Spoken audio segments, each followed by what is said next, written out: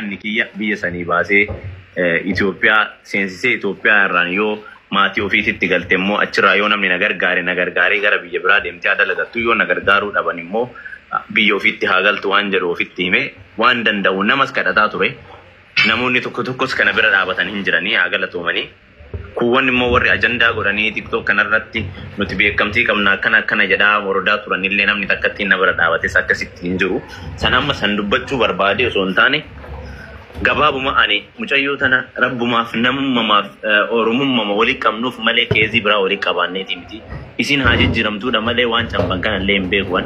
Amma akkasuma kana hunda keessa dabarree akkamittuu Finfinnee geette.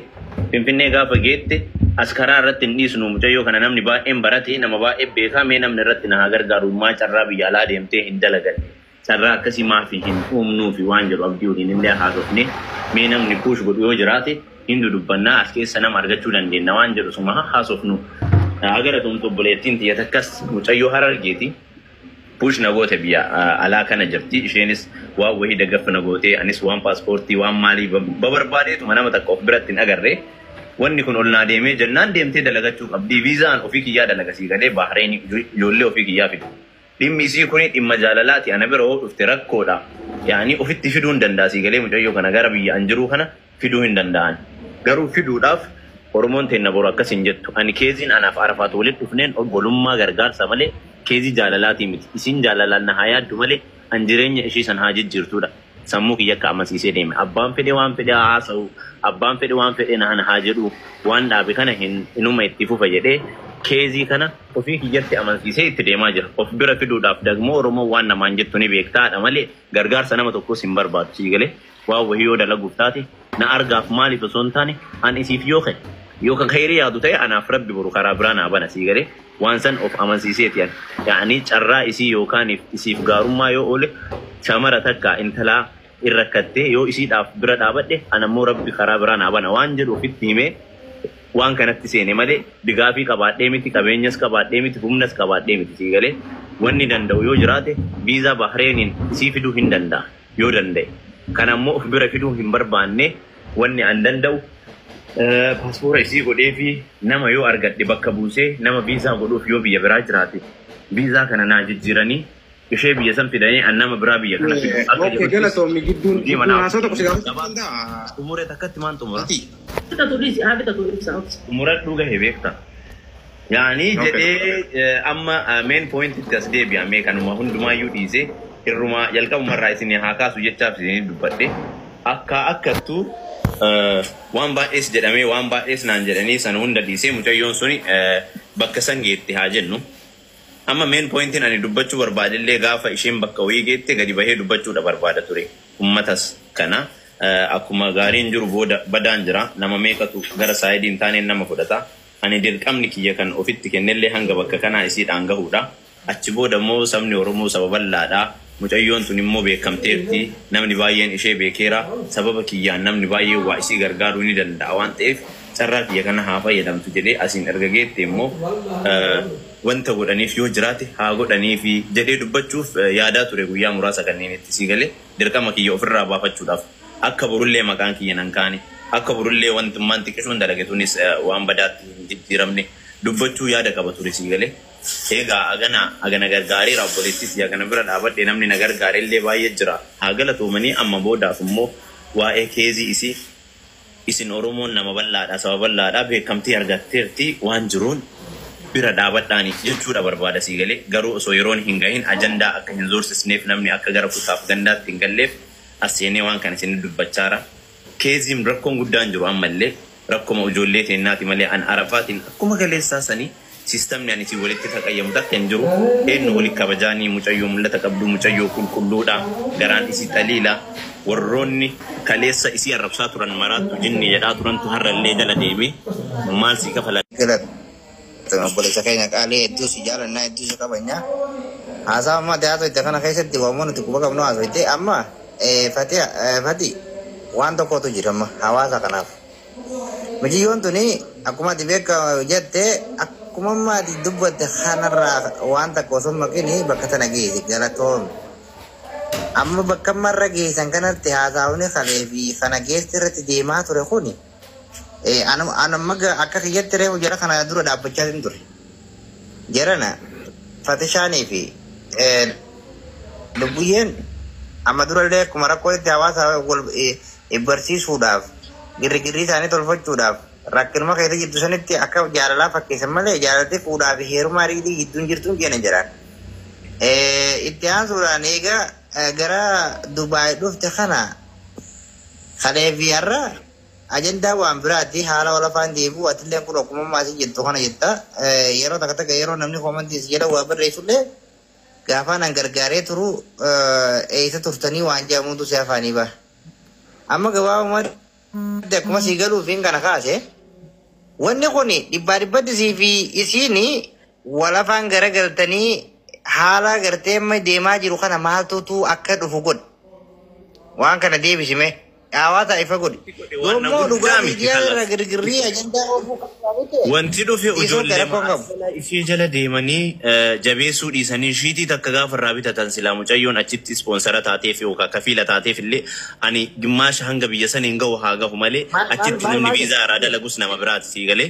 Mucayyoon tuni wayaa gurgurtii chaansiin isiin argatte arafaat chaansii bareedaa wanni isiin daladdu onlaayiniidha dhaqanii mucayyoo tanarraa gaafa shiitii takka fayyadamanii yookaaniif waliinuu haasaan waan tokko maal godhan beektaa mucayyoo tana jala seenaa guyyaa 4 guyyaa 5 amma ganaa kan dalagaa eegalti damoozaan daladdi mucayyoon fidde sunis damooza kafaltiif sii galee ji'aan kafaltiif ijoolleen kenna maal godhanii dhaqanii kana gagguur uffata kana gaffuudhi jedhanii achi gursiisanii galgala itti kolfanii taphatanii biraa deeman osoo jajjabeessuu ta'e as keetti mooraalii qabdii kinoo mucayyoon miskiina shiitii mashanshan takka lama sadi irraa ajajatanii hamilee masiitiif bitumayyuu yoon barbaad akka isiin dalagaa irra jabaattu waan kana gochuu osoo danda'an keessaan dhaqanii jaarsanuu sogii akkana taane miidiyaa isiin dalagaaf itti fayyadamtu miidiyaa taphaa yookaanif miidiyaa kolfaa godhan siigalee warroonni kaleessa isii arrabsaa turan hadha hiriyyaa ta'anii siigalee hadha nama itti dhiyaatu ta'anii jala deemanii akkana godhii akkas godhii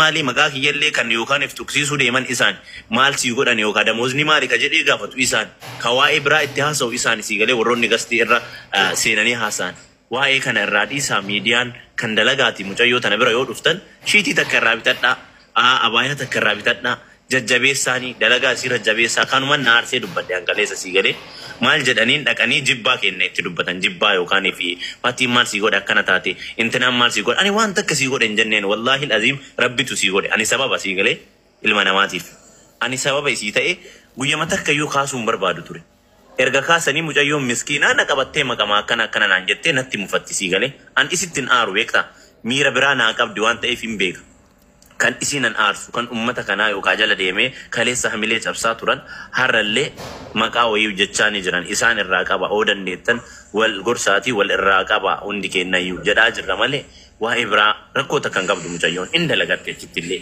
dalagatu jirti kanuma wanni ani jedhu oo jiraatu. Yoo moolatti. Tole ifa manaa godha. Sabboona yaalli siyaasa. Tole fatee keenya. Tole marabba ayyee.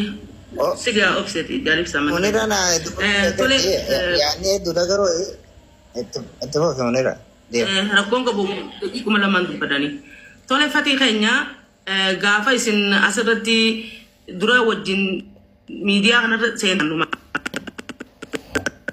miidiyaa irratti isi fuutee bakka san geessitee carraa hedduu kana bantee fi teetiifillee itti sitti gammannee jirra waan gaarii daleete jechuun kan qabdaa galatoomni.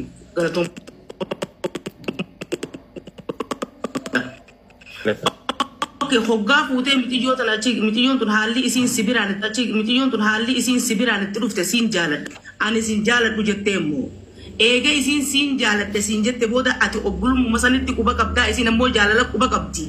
Hoggaa achi geessite atiin kun haadha manaa qabda tahaa mungkin fireentii qabda tahaa nama jaalattu qabda tahaa. Mitiyyoon tun akkasi jaalattu ni beektaati. Ati akkasi jaalattu ni beekta. Dhugaa itti himtee dubbii ijoo duraa dhugaa itti himtee mitiyyoo an siin jaaladhu dhibbarraa dhibbatti jala murii qalbii tee keessaa na baasii yoo obbolummaa taate bakka barbaaddu gargaareetiin siin ge'a.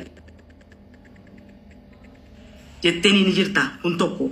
Yoo ati osoo akkas jettuuni isiin kas jaalattu taate kana arafaateen ifumaa dhugaa itti himnaa jechuun nuti tun takka. Isa lammadaan haafeta dubbii isa lammadaa qalbii nama waa jaalatte dalaga irra hin jirtu namni hogguu nama jaalate takka waan achi kaayee waan as fuudhuu hin beeku qalbiin dhalaa dhiisii tadhiiraatu namni nama jaalate arganii beekaa jechuudha mucayyoon jaalala hamasii qabdi ni garra ijarraayis haasawaa siitirraayis dubbiin ta'e inni gubdi kabansiila gubdi nama wal jaalatu ni beekni sigalteemma yoo ati jaalala isiif kan qabaanne taate mucayyoon tuni dubbiin amma jirtuni qacaca namni hitta lubbuullee ifajjeesuun mala waanni tana darillee dhufuun mala mucayyoon tana amma waa'ee jaalalaa dhibbuun birraa dhibbatti keessaa utaaluu qabda yoo dhugaan ati abdii isii abdachiisuun qabdu. Muniiraati jidduun si dhaaba waa'ee jaalalaa sanamni asirratti na beekaa dhiifama naa godhe fitadhu yoo fitadhu afaanis si qabe deebii ani guyyuma takka mucayyoon tuni haala isiin jetti jirtutti otolee marabbaa. Eshi gaafuma takka ani arafaatiin afaan bahee Munira gaafiitti dere laal Munira gaafiitti dere dabar laal gabaabumatti Fatishaa kiyya siifi arafaat gidduu jaalatini jirti moo jirtu laa ni beeku kallattumaan adeemsu mugaa na gaafachuus hin qabdan ture yoo na hordofaa jiraattan maaliif isiniin jedhe beektani nama takka already amma ati daarektii asnan dhuftee gaafa si jaaladha mucayyoon tuni kan naan jette ani saayidii takkaan isiin fudhanne arafaatiin isinii galuu wanni qabu guddaan saayidii takkaan yoo isiniin jedhu namni jaalalaaf qophaa'u jaalallee akkuma raatturraa'uu nama qaba already wanni isiin keessa jirtu sun illee wasaanyiidha bakkeen isiin jirtullee namni yeroo baay'ee chaansii baay'ee laallata sii galee gara ittiin waa wahii argatu fakkeenyaaf isiin jireenyi isiin keessa turte sun jireenya isiif tolee bal'oo taatee waa'ee jaalalaa itti haasoftu natti gatii hin fakkaatiniif waa'ee jaalalaa immoo itti mahimaa jira ani jaalallee qabaa ani nama jaaladhu qabaa ni beekti isin illee kana gadi fageessite isinii galee ummanni nu wajjin ture illee ni beeka kan gadi fageenyaan akka an nama jaaladhu qabu yookaaniif immoo akka isin jaaladhu jedhee mucayyoo tan hamilee isii cabsuu hin barbaanne bakka isiin geettuun yookaaniif laman dhabu namni sii galee yookaan qabeenya yookaan dalagaa qabata yookaan waan jaalatu san argata. Kanaafuu wanni ani yaadee sammuu kiyya keessatti seef godhee arafaatiin kanaan gahuu barbaade saayidii jaalalaa itti deebina arafooti yaatamma jaalalaaf reedii miti already suni boodatti itti haasofna dhawataan maalii fi dhawataan wanni hadha jiru boron jiru ni jijjiiramti haalli isiin naa qabdu kuni maybe gara dalagaa biizinasaatti immoo yoo seente gara jijjiiramaatti yoo seente mucayyoon tun rakkoof jecha yookaan wayii naan jechuu dandeetti na jaalachuus dandeetti ammatti garuu sin jaaladhu jedhee onnee ishee cabsuun barbaadu haa dalagattu gaafa dalagattee jijjiiramtee maal jetti waa'ee kana ittuma dhawataan tasfaa ittiin kennu fookasii isii gara dalagaa haa gootuudha malee yaadni kiyya yaada guyyuma takka si jaaladhaa si fuudhaa abdii itti kennee asiin gahee hin jiru waan naa beekuu qabdan namni hundi immoo waan beeku. Fatishaa kiyya galatoomi carraa jaraafiin kakkannu jira. Dubbii ijoo dubbatee ture dubbii ijoo dubbattee turte galatoomi sin jechuu barbaadu ulfaadhu waan bareeda goote nama tokko gaafa rakkina isaa gartee akkana jetteen itti dhalooytee rakkina isaa san hunda sabbarsiiftee waan inni keessa jiru san hunda sabbarsiiftee waan bareedduu takka irra oolchuuni waan gaariidha. Amma maqaa keetiin illee erguma siin jaalladha jettee fidde hanga isiin silaa dalagaa kana wal bartee dalagaa kana eeyidee dalagaa kana eegalattee xiqqoo gartee maallaqa if harkatti argitee isiilleen sabbartutti sila eeyidee beetilleen bareedaadha. Wanni itti goote sammaas dalagaa si haa dalagattuu an jaalalati. Addaa mucayyoo jaaladhu ibsa na dhagaye mucayyoo jaaladhu jaalallee qaba sababbii isii kaleessa itti ka'ee wal dhabne sii galee mucayyoo jaaladhu kan namni hundi beeku yaanii waliin jirraa ni beekanii mucayyoo jaaladhu sababbii arafaatii itti ka'e gasti irraa bahe jedheen because sa'aatiin ani arafaatiin akkana jedhuun hin geenne sii galee akka sammuu kiyyaatti ummata kana dadhabe malee sa'aatiin arafaatiin ati narraa deem ati akkana afaan kiyyaa hin bahu ana yoomu akkas hin jedhuun alaamaa qaba yaada isii qaba bakkeen anamma isitti dubbachuu waan isin jechuun qabu qaba laalamma karaa gabaabaa sirraa deemuu fi dubbiillee sirraa gabaabsuu fi mucayyoon galatoomi geessitee achillee dalagallee seennattee wanni si gaafachuu barbaadu ammati jecha dubbatamuu qabu poointii hunda dubbattee jirta ammatti namni isiinarraa fuudhuu barbaadu fiizaa isiirraa jijjiirsisee maallaqa irraa kafalee fuudhuu barbaadutti amma kunoo firiidhaa jettee jirta. Okay. Akkuma ati dubbatte kanatti isiin dhuftee asirratti dubbachuu fi ni hayyamtaafi. Rakkoo takkan qabu hin dubbatti isiin illee kana ani isiin beekan kan isiin nan dhibne bar waan naa beekuu diddan ummata shamad fakkeessitoota malee kan kaleessaa kan na dhibe anaan farafaatu waan akka walitti muufanne beeka ani gonkumaa soo waan feete naan jettee miira isiin anaa qabdu gatii beekuuf itti muufadhu ana rafaatiin isinii galee itti muufadhu illee osoo na harrabsite deebiin deebisuuf in beekan an miira si bira jiru in eegaaf kana waan ta'eef an isii haada lagattee jijjiiramtee eenyu ole haa taatu kan na aarsee haleellee gastii irratti ijoolletti dubbataa ture malee